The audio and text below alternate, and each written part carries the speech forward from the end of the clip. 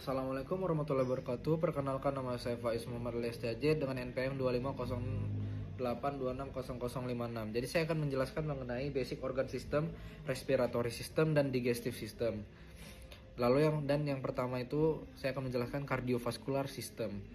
Jadi komponen utamanya itu kardiovaskular itu ada jantung, pembuluh darah, arteri, vena, dan kapiler, lalu darah. Lalu yang kedua itu ada jantung, memiliki 4 ruang: atrium kanan, atrium kiri,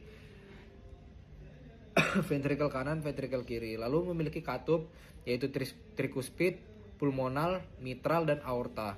Lapisan itu ada endokardium, miokardium, perikardium. Lalu sistem konduksinya itu ada SA node, AV node, bundle of His, dan Purkinje. Lalu fungsi-fungsi darah itu yang pertama itu memompa darah ke seluruh tubuh, lalu paru-paru mengangkut oksigen atau O2, nutrisi, hormon, dan energi. Lalu mengangkut CO2 dan sisa metabolisme ke organ ekskresi. Lalu ada yang terakhir itu mengatur suhu tubuh dan menjaga keseimbangan. Sirkulasi darah itu ada yang pertama sirkulasi pulmonal, ventrikel kanan ke paru-paru, ambil CO2, lepas O2 menuju atrium kiri. Lalu sirkulasi sistemik yang itu ventrikel kiri menuju memompa ke seluruh tubuh, mengirim O2 dan nutrisi ke atrium kanan. Lalu ada yang pembuluh darah, arteri itu membawa darah keluar dari jantung, dindingnya tebal, elastis, dan bertekanan tinggi.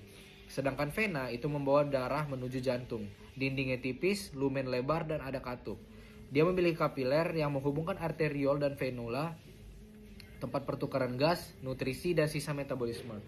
Lalu ada parameter penting, yaitu nadi itu berkisar normalnya 60-100 beats per menit, dan memiliki tekanan darah yang normal itu kurang lebih 120/80 mmHg, dan curah jantung itu 4-8 liter per menit. Lalu kita masuk ke yang bagian kedua, yaitu respiratory system, memiliki komponen utama. Yang pertama itu ada hidung, faring, laring, trakea, bronkus, bronchiolus, alveoli, paru-paru. Lalu memiliki fungsi sebagai pertukaran gas, O2 masuk, CO2 keluar, mengatur pH darah, fonasi, pertahanan tubuh, mengatur suhu dan kelembapan udara yang masuk.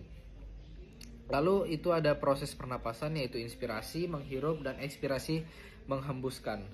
Lalu ada pertukaran gas di alveoli, O2 berdifusi dari alveoli menuju kapiler, sedangkan CO2 berdifusi dari kapiler menuju alveoli.